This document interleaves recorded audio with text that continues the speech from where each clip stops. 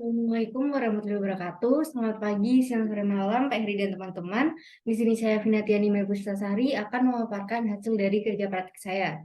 Pertama-tama ngomongin soal kualitas air di sekitar kita. Yang ada di gambaran di pikiran kita tentunya kebersihan, kejernihan. Ada yang bersih, ada yang baik, itulah yang kita cari. Tapi kadang-kadang ada beberapa hal yang mempengaruhi kualitas air di sekitar kita itu. Tapi jangan khawatir, di sini saya akan membahas mengenai perbaikan kualitas air. Judul dari kerja praktik saya yaitu upaya peningkatan kualitas air produksi pada perusahaan umum daerah air minum Tirtonegoro dengan metode Six Sigma. Untuk latar belakang dan rumusan masalah, yang pertama itu masih terdapat beberapa parameter kualitas air produksi yang belum memenuhi standar. Dari data historis pun terdapat beberapa keluhan pelanggan seperti bau dan rasa yang tidak sedap, maka dibutuhkan analisis dan identifikasi mengenai faktor penyebab sebagai upaya peningkatan kualitas air produksi dengan metode Six Sigma. Tujuan penelitian yang pertama mengidentifikasi jenis cacat yang sering terjadi, lalu yang kedua mengidentifikasi nilai sigma proses produksi air, yang ketiga mengidentifikasi faktor-faktor yang menjadi penyebab terjadinya cacat, dan yang keempat memberikan usulan perbaikan untuk meminimalisir jumlah cacat. Lalu ada tahapan Six Sigma, yang pertama ada define, yaitu pendefinisian tujuan dan lingkup pada Six Sigma. Lalu ada measure, di sini dilakukan perhitungan data untuk mengetahui tingkat kualitas hasil produksi. Lalu yang ketiga ada analyze, di sini dilakukan analisis untuk mengidentifikasi akar penyebab masalah. Lalu ada improve, yaitu usaha peningkatan kualitas.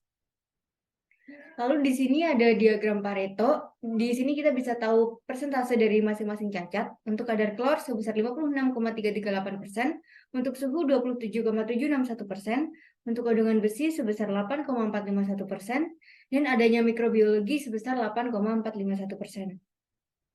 Lalu di sini ada data hasil rekap yang sudah didapatkan. Pada produksi air di bagian produksi memiliki nilai sigma proses sebesar 2,1855. Lalu di sini ada fishbone chart digunakan untuk mengetahui faktor penyebab terjadinya cacat. Cacat terbesar adalah klor, jadi di sini yang dianalisis adalah klor. Dari faktor man itu ada praktik pengadaan yang kurang baik, karyawan terburu-buru, karyawan kurang teliti, karyawan tidak terlatih, dan kurangnya pengawasan karyawan. Untuk faktor material ada material yang kurang sesuai untuk digunakan, yaitu klorin, material tangki, dan media filtrasi. Untuk faktor mesin itu ada kerusakan pada pompa air, kebocoran pipa, tidak digunakannya alat untuk mengukur dosis klorin yang sesuai, dan kurangnya pemeliharaan atau perawatan. Lalu untuk faktor environment, itu adanya kelalaian proyek, kekurangan air, pola hujan yang tidak teratur, banjir, listrik padam, terjadinya campuran air dari berbagai sumber.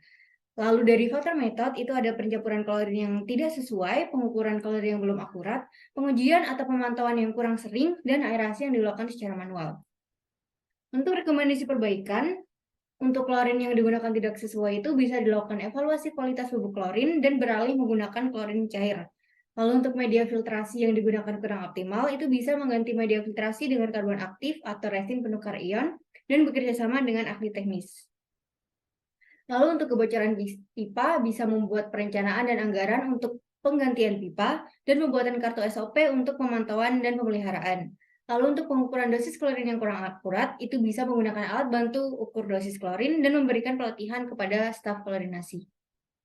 Untuk kesimpulan, yang pertama ada 4 jenis cacat, yaitu ketidaksesuaian kadar klor, suhu, kandungan besi, dan positif mikrobiologi. Lalu nilai sigma yang didapatkan yaitu sebesar 2,1855, dengan penyebab dipengaruhi oleh faktor man, material, method, mesin, dan environment. Dan usulan perbaikan dapat dilakukan dengan melakukan evaluasi kualitas material, bekerja sama dengan ahli teknis, perencanaan anggaran yang tepat, membuat kartu SOP, memberikan pelatihan kepada karyawan, menggunakan peralatan yang mendukung pengukuran dosis klorin. Sekian dari saya, maaf apabila ada salah kata. Terima kasih.